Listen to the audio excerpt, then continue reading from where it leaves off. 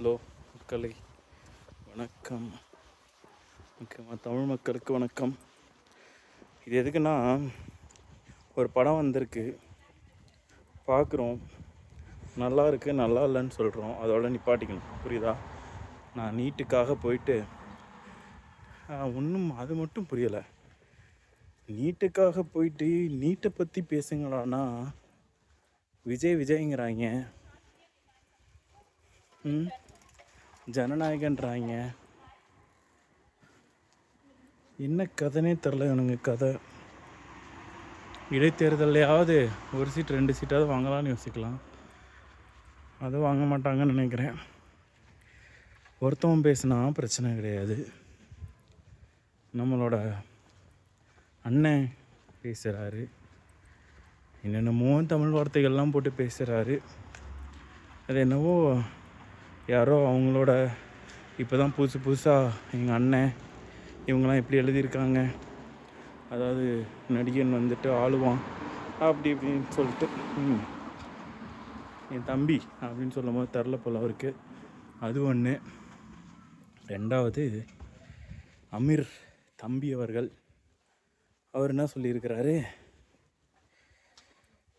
அதாவது நம்ம கூட்டம் கம்மியாக இருக்குது, அவங்க கூட்டம் அறிவு அதிகமாக இருந்தாலும் அறிவில்லாத கூட்டம், நம்ம மக்கள் கம்மியாக இருந்தாலும் நம்ம அறிவோடு இருக்கோம் அப்படின்னு இருக்கிறாரு.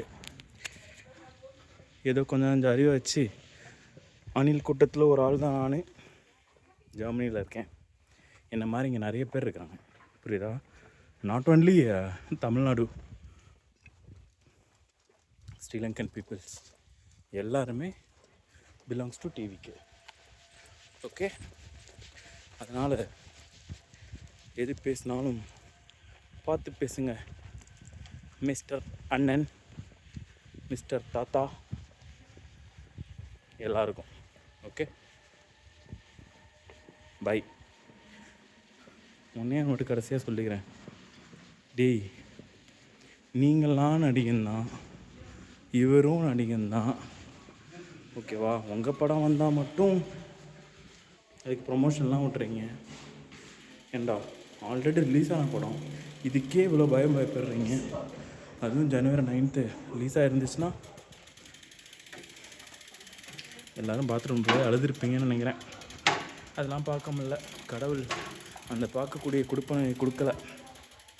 சரி பரவாயில்ல, பட் லாஸ்ட்டு படம் guys, please watch in the theatre. நானும் போகிறேன்.